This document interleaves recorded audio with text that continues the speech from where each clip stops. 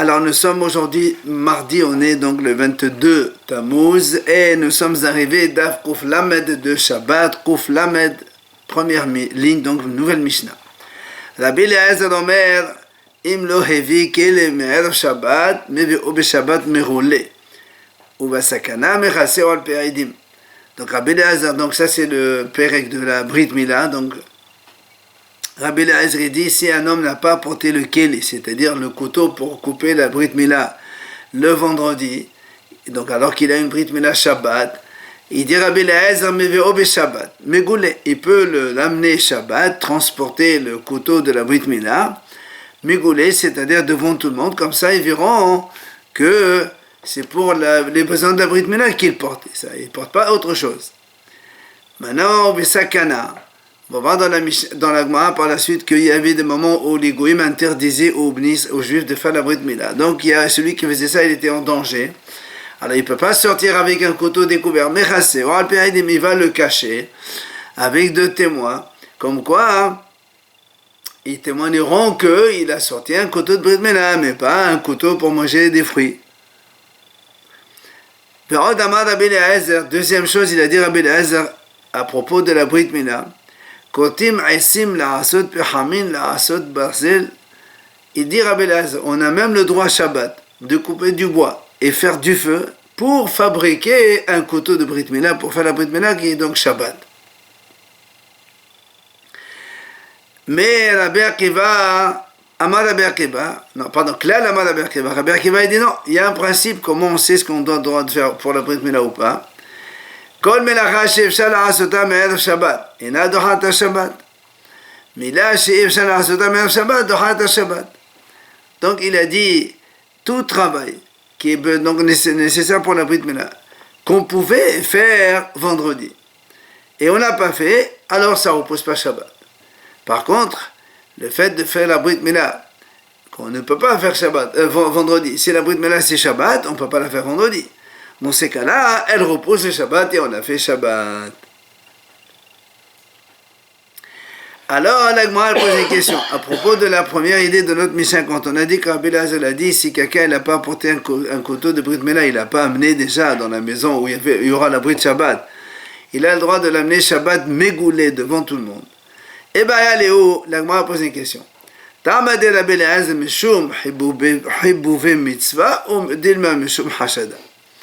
Quand Rabbi Eliezer il a dit, on amène le couteau donc à découvert devant tout le monde, est-ce que ça veut dire parce que pour montrer qu'on est mehabbev et mitzvah, quand on chérit la mitzvah de la Brit Mila, et c'est pour ça on montre aux gens, regardez comme la Brit Mila elle est importante que même Shabbat on est mehalel pour cela, ou dilma mishum hasada, ou bien la raison pour ne pas que les gens après le soupçonnent, que s'il met quelque chose dans la poche ou dans un sac, on va lui dire, tu es en train de porter le Shabbat.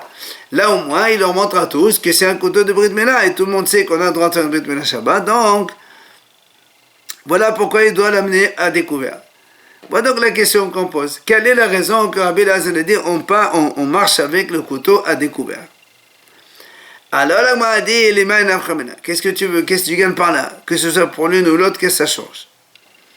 Alors m'a dit non, la toim chosé al pe'idim. C'est pour amener un couteau couvert, ça veut dire avec des témoins. C'est-à-dire, si tu me dis pour montrer qu'on aime la mitzvah, alors dans ces cas-là, donc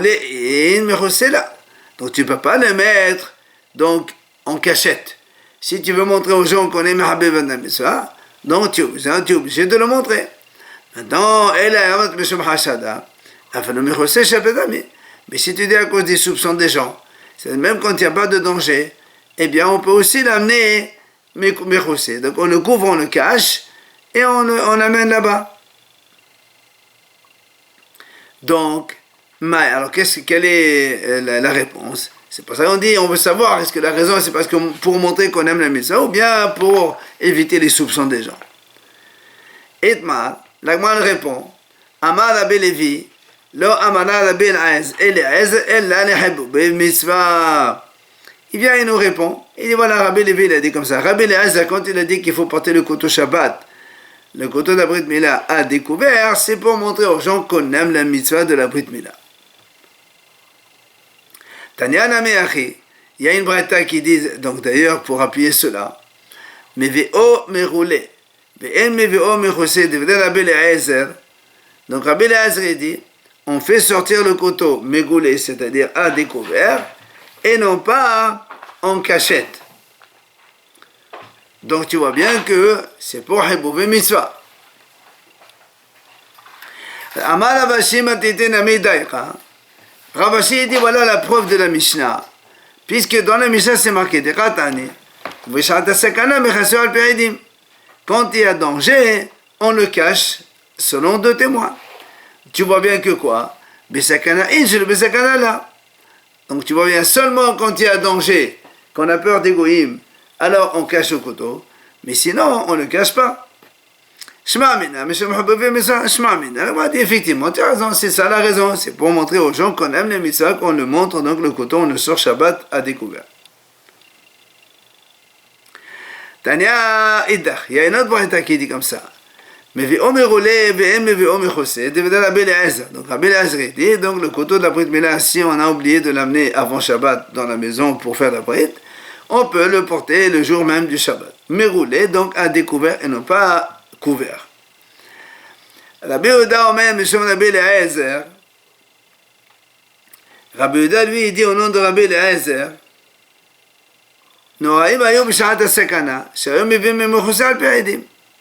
que quand il y avait danger, que les goïms interdisaient aux juifs de faire la Brit Mila, alors on cachait le couteau selon 2 témoins et on le transportait. Sur ce, l'Agma pose une question. Et elle est où? Les Hachamim ont posé la question. Quand on a dit des témoins, est-ce que Ehu vihad ou Dilma hu vetri?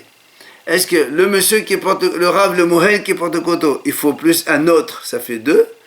Ou bien c'est lui, il faut encore 2 témoins? Alors bien l'Agma répond, il dit, Tashema, c'est marqué dans la Mishnah, on a dit, Uvsakana, quand il y a danger, Mechaseo al Peidim, il le cache selon des témoins, il est marqué au pluriel. Et Ahmad Bishlamahu Betri Shapir, si tu me dis que lui, avec 2 témoins, donc c'est compréhensible puisqu'il y a marqué Aidim au pluriel. Ella Yamlat Uverhad, Ma Aidim. Mais si tu me dis que le Aidim là-bas, c'est lui avec 1, alors comment tu dis des témoins? Comment un homme il peut être lui-même témoin de ce qu'il fait? Alors, moi, je pense que ça, c'est pas une question. C'est-à-dire que pour ça, on n'a pas besoin de quelqu'un. C'est pas quelqu'un qui est témoin dans ce fait-là. C'est quelqu'un qui est apte à être témoin par ailleurs. Et donc, comme le porteur aussi, il est apte à être témoin, donc c'est pour ça qu'on dit peut-être que oui. Lui, avec un seul suffit. Hein? Non. Donc, deuxième idée, il a dit Rabbi Eliezer, on a vu dans notre Mishnah. Et là, moi, le ramène ici d'ailleurs. Le dit Tano Rabbanan. La Braïta, elle dit Bimkomo shel Rabbi Eliezer, c'était dans la ville où Rabbi Eliezer était le Rav. Hayo kortim aisim la'asot pechamim la'asot batzil beShabbat. On coupait, quand on n'avait pas de couteau de Brit Mila, on coupait du bois le Shabbat, on brûlait, on faisait du feu, et on fabriquait carrément un couteau le jour du Shabbat. Et la Gemara dit autre chose un peu dans le même style qu'on faisait des choses comme ça. Dans la ville où habitait Rabbi Yossi à Galilée, ils mangeaient du poulet avec du lait. Alors la Gemara dit Lévi, Lévi Yosef Rishba. Lévi un jour, il est arrivé dans la maison d'un Yosef qui s'appelle Yosef Rishba, c'est-à-dire il chassait, c'est un chasseur. Il chassait des oiseaux. On lui a servi comme repas la tête d'un paon cuite dans le lait. L'ohar, il n'a pas mangé évidemment, lui il sait que c'est assourd. Il est allé devant Rabbi Nokadosh. Amalé, il lui a dit Amalé teshamteno, comment tu les laisses faire? Ils mangent du poulet avec du lait. Tu dois leur faire shmata, c'est-à-dire une excommunication. Amalé, il lui a répondu, Rabbi, il lui a dit non, Atré de Rabbi Yehuda ben Betera. Hava. Ça, là-bas, où tu as été là-bas, c'est la ville de Rabbi Yehuda ben Betera. Et moi, je me suis dit, Dilma, peut-être que Rabbi Yehuda, lui, il pense comme Rabbi Yossi à Galilée. Et qu'est-ce qu'il a dit Rabbi Yossi à Galilée? Il dit, dans une Mishnah, il y a marqué comme ça. Rabbi Yossi à Galilée, Omer, c'est marqué. Il y a marqué dans la Torah, l'autre, vous n'avez pas le droit de manger la viande d'un cadavre. Et c'est marqué aussi, dans la Torah, il est marqué là-bas, tu ne mangeras pas guidi bahalevimo. Dans le même pasuk, la Torah a dit comme ça, et à la fin on dit, et tu ne bois pas donc l'agneau dans le lait de sa mère. Alors il vient Rabbi Yossi à Galilée, il fait la dracha, il dit comme ça. Donc comme la Torah elle dit dans le même passage que c'est assourd de manger le cadavre, et donc après il est assourd de manger la viande avec le lait. Donc tout ce qui est viande qui peut devenir cadavre, alors c'est assourd de manger avec le lait. Et donc, chez assourd de Nevela, la volaille qui est aussi, si une volaille elle meurt sans shrita, on n'a pas le droit de manger, c'est à Nevela aussi. Donc on va dire aussi la même chose, c'est assourd de manger ça avec du lait. Rabbi Yossi il dit non. Pourquoi? Parce que c'est marqué dans la Torah, Bahalev Emo, dans le lait de sa mère. Il y a Tsarov, c'est le Halav Em. Donc chez les volailles, il n'y a pas le lait de la mère. Les volailles, ils n'ont pas du lait. Alors, c'est pour ça que Rabbi Yossi Galilée autorisait de manger le poulet avec du lait. Amar Rabbi Ishaq, il a dit Rabbi Ishaq. Il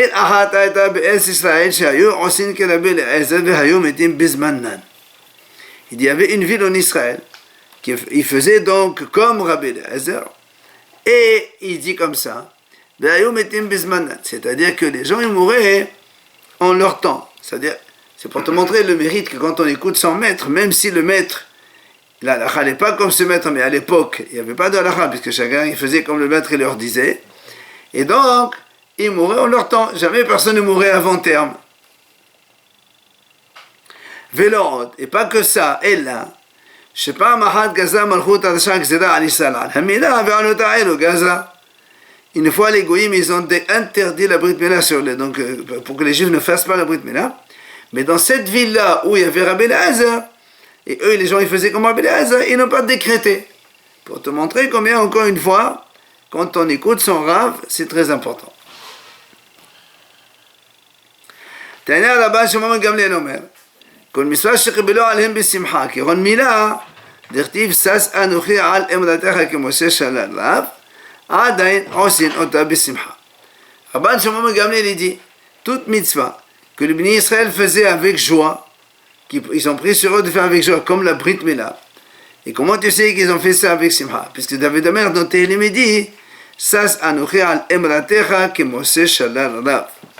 Je me réjouis de ta parole, comme si j'ai trouvé un trésor très important. Rashi explique que quoi? C'est quoi? D'où c'est que c'est la Brit Mila? Il dit,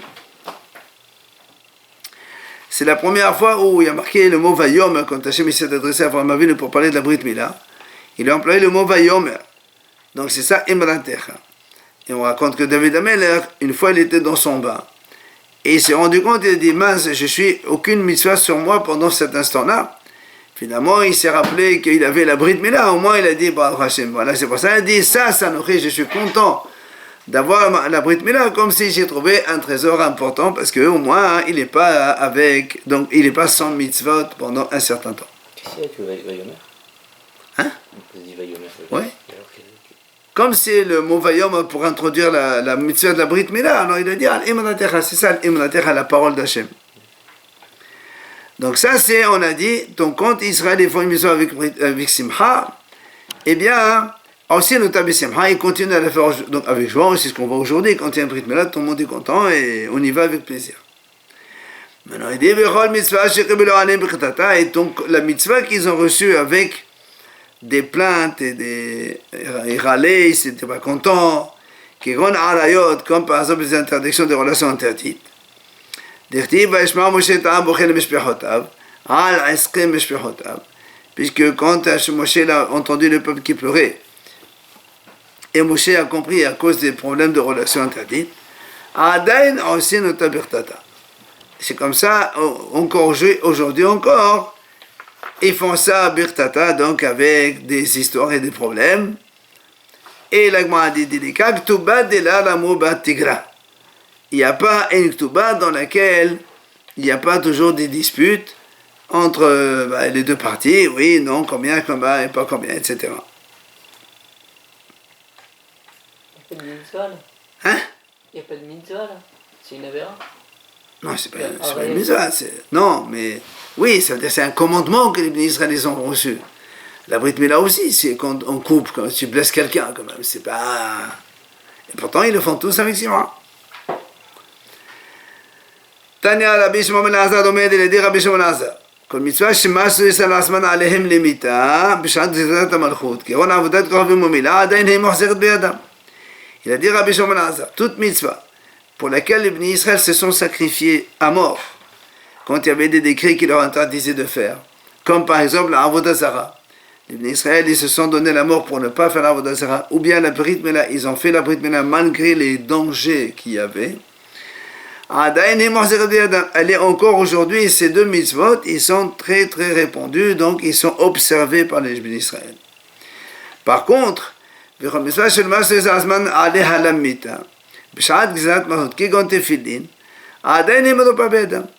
toute mitzvah pour laquelle les Bnei Israël ne se sont pas sacrifiés à mort au moment où on leur interdisait de faire cela, par exemple la Gemara dit les tefillin, eh bien aujourd'hui aussi, Médopas c'est encore léger dans leurs mains, puisque malheureusement il y a beaucoup de gens qui ne mettent pas les tefillin. Amar Rabbi Yanaï, comme il a dit Rabbi Yanaï déjà, pourquoi il dit que c'est les fouillas, on n'est pas très très observant là-dessus? Parce que Rabbi Yanaï a dit tefillin c'est un gouvnari qui est des shabbat knafayim. Il dit Rabbi Yanaï les tefillin, pour quand on les a sur soi, il faut un gouf naki, un corps propre. Comme Elisha Baal Knafayim, l'auteur des ailes. On va voir ce que c'est ça, mais en attendant, la Gemara dit c'est quoi un corps propre? Maïhi, c'est quoi ça? Amar Abaye, c'est le Yafir Baye, pour ne pas qu'un homme il ait des gaz pendant qu'il a des tefillin sur lui. Rava Amar, c'est le Yishan Baye, Rava il a dit pour ne pas qu'il s'endorme avec. Sachant qu'à l'époque, il mettait des tefillin toute la journée. Donc il ne faut pas somnoler avec. Aujourd'hui, malheureusement, même pendant la tefila du matin, on voit des gens qui somnolent avec, qui s'endorment avec. Et justement, la Gemara dit pourquoi on l'appelle Elisha l'auteur des ailes? C'est parce que je ne sais pas, une fois, les goïms, ils ont fait un décret sur les juifs. C'est quoi la manière de finir à celui qui met les tefillin sur sa tête, on lui transperce le cerveau. Et Elisha Elisha, lui, il mettait quand même les tefillin. Il sortait dans la rue. Il a vu un goy, un officier goy. Alors du coup, Elisha, il s'est enfui. Seulement l'officier lui a couru derrière. Quand il l'a attrapé, qu'est-ce qu'il a fait, Elisha? Il a tout de suite enlevé les tefillin de sa tête, il l'a mis dans sa main. Amalo, l'officier lui dit, Mabiatra, qu'est-ce que tu as dans ta main? Amalo Kanfeyona, j'ai des ailes de pigeon.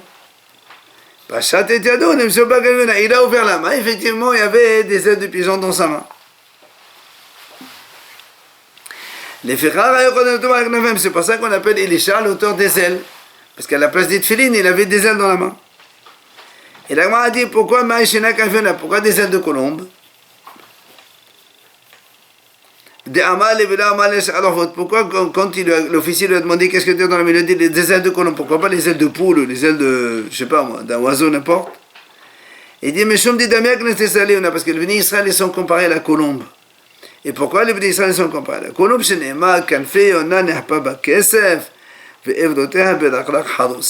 Et les ailes de la colombe ils sont recouvertes d'argent et ses membres ils sont donc bien là. C'est-à-dire, de la même façon que la colombe, quand elle se défend avec ses ailes, Alors, Af Israël, mitzvot, megenot alim, quand Israël se défendent, c'est surtout avec leurs mitzvot qu'ils peuvent se défendre. Amar Rabbi Abba Baravada Rabbi Ishaq. Il dit Rabbi Abba Baravada au nom de Rabbi Ishaq. פעם אחת שכחו, לא הביאו הזמין בערב שבת והביאו בשבת. דרך גגות ודרך חצר. Une fois, ils ont oublié justement de ne pas, donc ils n'ont pas amené le couteau de la Brit Mila pour un Shabbat. Ils l'ont oublié de l'amener vendredi. Et qu'est-ce qu'ils ont fait?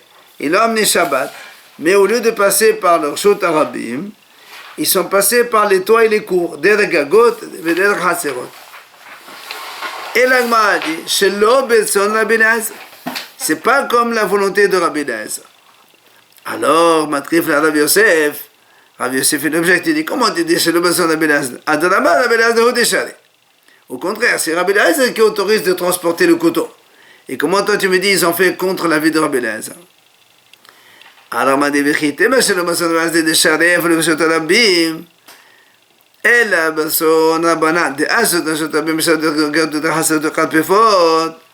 Alors si maintenant tu me réponds, oui, bien sûr, c'est contre Rabbi Eliezer. Pourquoi? Parce que Rabbi Eliezer, lui, il a autorisé même dans la rue. Alors pourquoi tu transportes pas ça normalement dans la rue? Ils ont utilisé les toits et les cours pour le transporter. Donc ils n'ont pas fait comme Rabbi Eliezer. Mais ils ont fait comme qui? Comme les Haramim, parce que les Haramim, effectivement, des Azot de Shot Arabim. Haramim, ils ont interdit d'amener le couteau dans la rue, donc par leur Shot Arabim de domaine public habituel. Mais ils autorisent de transporter le couteau par les toits et les cours et les enclos. Donc si tu me dis ça, m'a dit comment tu dis que les Haramim autorisent de transporter quelque chose par les toits et les cours et les enclos? Ve'atania, pourtant il y a une braïta qui dit que שאין מביאין אותו דרך רשות הרבים. Donc les Hachamim disent comme ça, de la même façon qu'on interdit de transporter le couteau de la Brit Mila Shabbat, pas en le transportant dans la rue, Reshut Harabim, par un domaine public, car אין מביאין אותו לא דרך גגות ולא דרך חלפפות ולא דרך חצרות. On n'a pas le droit non plus de le transporter ni à travers des toits, ni à travers des enclos, ni à travers des cours.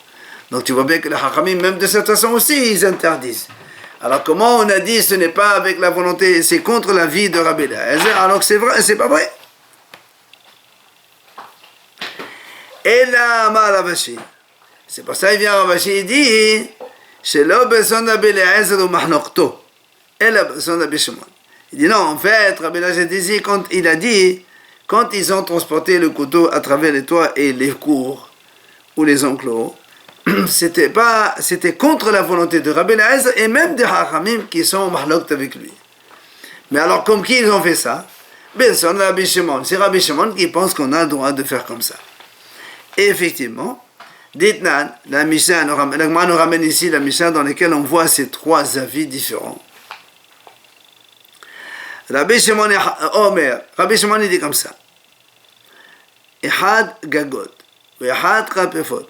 ואחת חצרות, כולן רשות אחד הן, לכלים ששבתו בתוכן ולא לכלים ששבתו בתוך הבית. Il dit Rabbi Shimon, lui, que ce soit des toits, que ce soit des cours ou des enclos, tous, reshut echad hen, c'est le même domaine. C'est-à-dire que ce soit donc les toits des différentes maisons, les enclos qui entrent et les cours qui entrent, tous ils constituent un seul domaine. C'est-à-dire on peut transporter dans toutes ces surfaces-là seulement les kilim sheshavtu betochan, des kilim qui étaient sur les toits ou dans les cours ou dans les enclos, mais pas les kilim qui étaient dans des maisons. C'est-à-dire les kilim qui sont des ustensiles qui étaient dans des maisons, on n'a pas le droit de les sortir dans la cour ou dans les toits si on n'a pas fait un rouv. Mais les kilim qui sont dans la cour par exemple, on peut les transporter dans toute la cour, dans les toits, dans les enclos, il n'y a pas de problème, c'est ce que dit Rabbi Shimon. Et c'est pour ça donc ce qu'on a dit nous, que ces gens-là, ils ont transporté le couteau en traversant les toits et les cours et les enclos, ils ont fait comme Rabbi Shimon. Vient la Gemara poser une question. Rabbi Zera et Rabbi Assé. Rabbi Zera, il a posé la question à Rabbi Assé. Lui a dit, Mavoy shelo neshtatfu bo, ma letatel becholo. quand on a une impasse, c'est-à-dire il y a des maisons avec une cour commune, d'autres maisons avec une autre cour commune, d'autres maisons avec une cour commune, et après il y a une impasse qui va les ramener tous donc par leur Shotarabim, vers leur Shotarabim. Or, nous on sait que dans le Mavoy, normalement, il faut faire ce qu'on appelle Aïrouf, et on appelle ça Shittoufé Mevuot. On verra ça dans Aïrouvin, Be'asat Hashem. Alors, il dira, donc Rabbi Zera, il dira, c'est si on a un Mavoy, selon les statuts, on n'a pas fait l'Aïrouf, il n'y a pas d'Aïrouf. Mahu l'etatel bekulo. Est-ce qu'on peut déplacer des objets dans ce Mavoy, donc, et dans lequel on n'a pas fait Aïrouf? Est-ce que Mi'amrinan Kahaser Dame, le Mavoy, c'est comme une cour, c'est-à-dire Mahaser Avagab de la Edvu Motal Letaltel Bechulo, Haïna Mi Avagab de Nestetfu Motal Letaltel Bechulo. Donc, est-ce qu'on va dire que comme une cour, même si on n'a pas fait d'Aïrouf, on a dit tout à l'heure que dans une cour, on a le droit de déplacer des ustensiles qui se trouvent dans la cour, pas ceux qui étaient dans la maison vers la cour, ça on n'a pas dit ça, mais on a dit des objets qui se trouvaient dans la cour, on peut les déplacer Shabbat même si on n'a pas fait Aïrouf. Alors est-ce qu'on peut dire la même chose dans un Mavoy? Si tu as des objets qui se trouvent dans le Mavoy, on peut les déplacer dans toute la surface du Mavoy de l'impasse, même si on n'a pas fait Shitoufé Mevod, on n'a pas fait Aïrouf. Ou Dilma, ou bien tu vas me dire non, c'est pas la même chose. Pourquoi c'est pas la même chose? La dame et la Hatser. Pourquoi c'est pas la même chose l'impasse et la cour? Donc une cour commune à plusieurs maisons. Et c'est parce que premièrement, premièrement, une cour en général, elle est fermée avec 4 murs. Alors que l'impasse, elle n'est pas fermée sur les 4 murs. Elle est fermée en général sur 3 ou des fois 2. Mais il y a toujours un mur, 4e mur qui n'existe pas. Deuxièmement, inami, ou encore, deuxième différence entre la cour et l'impasse, c'est que Hatzer et les diorin. Dans la cour, il y a des habitations là-bas, puisque donc dans la cour même, il y a des maisons où les gens habitent. Alors que dans l'impasse, il n'y a pas d'habitation. Donc, il a posé la question, est-ce qu'on peut comparer une impasse à une cour, oui ou non? Shatir, vela amal et vela mide. Donc, comme c'est Rabbi Zera qui a posé la question à Rabbi Assi ne lui a pas répondu. Zimnin, une autre fois, Rabbi Zera, il a vu que Rabbi Assi, il faisait un cours, et il disait comme ça. Donc, Rabbi Assi, il disait, Amar Rabbi Shimon ben Lakish, Meshom Rabbi Yehuda Anassi. Il a dit Rabbi Shimon ben Lakish au nom de Rabbi Yehuda Anassi. Par Mahat, une fois, il disait comme ça. On a oublié donc d'amener le couteau de la Brit Mila depuis vendredi dans la maison où il fallait faire la Brit Mila. Et ils l'ont transporté le jour même du Shabbat. Les Hachamim étaient très très mécontents. Pourquoi? Et comment ça se fait que ces gens-là, ils laissent tomber les parents des Hachamim et ils font comme Rabbi Eliezer? D'accord, Rabbi Eliezer, il a dit on a le droit de transporter. Mais les Hachamim, ils ont dit on n'a pas le droit. Ça veut dire pourquoi eux, ils ont fait comme Rabbi Eliezer? Premièrement, Rabbi Eliezer, donc, il est l'élève de Beth Shammai. Ou encore, Rachid a dit, on sait que Rabbi Eliezer, il a eu l'histoire avec les Hachamim dans Brachot là-bas, et ils l'ont excommunié. Deuxième chose, Rabbi Eliezer, il est seul contre les Hachamim. Comme les Hachamim, comment ça se fait que ces gens-là, ils se sont permis de transporter le couteau pendant Shabbat? Donc toujours Rabbi Assi raconte, il dit que Rabbi Rish Lakish il a dit à ce sujet, Rabbi Ushaya il a dit il dit moi-même j'ai posé la question à Rabbi Yehuda qui était lui le Mohel et il m'a dit il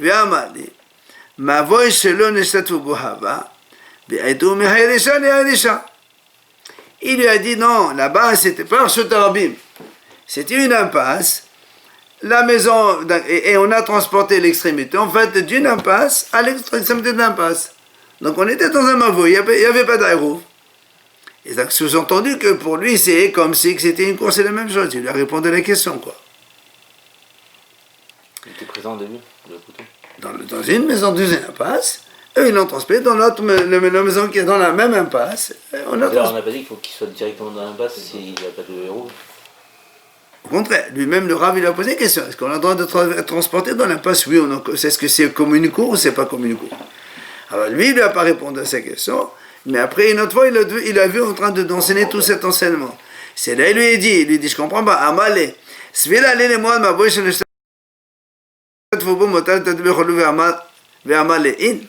il a dit quoi? Donc toi aussi, tu es d'accord avec cette histoire, que dans une impasse où on a pas fait Hérouv, on a le droit de déplacer, puisque tu as amené cette histoire et tu n'as rien dit dessus. Il a dit, oui, bien sûr, je suis d'accord. Alors, Amalé, Harry, il a dit pourtant, des fois je t'ai posé une question, mais tu m'as pas répondu, pourquoi? Alors il a dit, il dit peut-être que, avec donc c'est-à-dire, auparavant tu avais oublié, et maintenant tu t'es rappelé de Rabbi Oshaya, du coup tu t'es rappelé de la suite. Il a dit, oui, c'est vrai, c'était comme ça. Itmar, Agmar ramène à ce sujet. Amar Rabbi Zera Amar Rav. Il a dit, Rabbi Zera au nom de Rav. Mavoy shelo nishtatefu bo. En metatenen bo ella be'arba amot. Lui, il a dit comme ça, qu'une impasse dans laquelle on n'a pas fait shitouf, mevot, on n'a pas fait Hérouv, on n'a pas le droit de déplacer que seulement dans 4 amot. Contrairement à ce qu'on a dit tout à l'heure, que dans la passe on peut déplacer ce qu'on veut, lui il dit non, il y a seulement 4 amot qu'on peut déplacer. Amar Abaye, il a dit Abaye, Ha milta amara Rabbi Zera. Cet enseignement-là, c'est Rabbi Zera qui l'a dit. Velo Pesha, il n'a pas expliqué. Il n'a pas dit pourquoi, alors que nous on savait que on peut donc déplacer dans tout le temps. Parce que maintenant il nous dit qu'il y a 4 amot seulement. Jusqu'à ce qu'il est venu Rabba Baravou au verset. Et il nous a expliqué pourquoi. Donc ici on a dit que c'est assourd. Qu'est-ce qu'il a dit? Il a dit comme ça.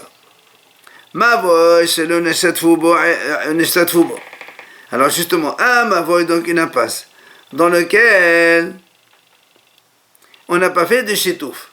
C'est-à-dire on n'a pas fait un rouv entre les différentes cours pour pouvoir transporter dans cette impasse. Alors il dit, ça dépend.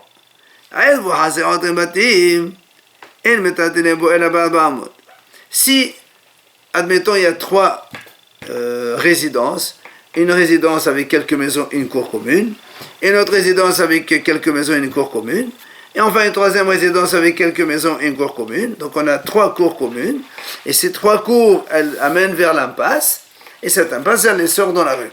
Elle a dit, si les maisons, entre elles, ici, elles ont fait Hérouv. Donc toutes les maisons, elles peuvent transporter dans cette cour. Là-bas aussi, la même chose. Toutes les maisons, elles peuvent transporter dans la cour. Et là aussi, c'est pareil. Elle dit, s'il y a eu Hérouv dans ces maisons, dans ces cas-là, on n'a pas le droit de déplacer dans l'impasse que seulement 4 amot. Pourquoi? Parce que comme on a fait Hérouv dans les résidences, ça veut dire que les gens, ils peuvent transporter des choses de l'intérieur de la maison vers l'extérieur de la maison, puisqu'ils ont fait Hérouv Haserot. Or, nous, on a dit tout à l'heure, quand est-ce qu'on a le droit de déplacer dans l'impasse? Seulement des choses qui se trouvent que dans l'impasse ou dans la cour, mais pas dans les maisons. Mais comme ici, ils sont autorisés à faire sortir des choses de la maison vers la cour, du coup, ils n'ont pas le droit de les sortir dans l'impasse. C'est pour ça que dans l'impasse, on a dit, ils n'ont droit que 4 amot seulement. Mais, si maintenant, dans les maisons, on n'a pas fait un Hérouv, c'est-à-dire aucune maison ne peut sortir dans la cour des objets. Donc comme aucune maison ne peut sortir des objets dans la cour, donc on ne peut déplacer que les objets qui se trouvent dans la cour, et nous on a dit que la cour et l'impasse et les toits, tout ça, c'est un seul domaine et on peut transporter comme on veut dans l'une et l'autre. Donc c'est pour ça, en fait, ici il y a une différence. Lorsque on peut faire sortir des objets de l'intérieur de la maison vers l'extérieur, c'est-à-dire dans la cour. Alors du coup, dans l'impasse, on n'a pas le droit de porter plus que 4 amotes. Mais si on ne peut pas sortir des objets qui se trouvent dans les maisons vers la cour, dans ces cas-là, comme il ne peut jamais y avoir des choses dans les cours, il ne peut jamais y avoir des choses qui étaient dans les maisons, alors dans ces cas-là, on a le droit de transporter dans toute la place, comme dans toutes les cours, sur toute leur longueur, comme on a dit au début. Ok?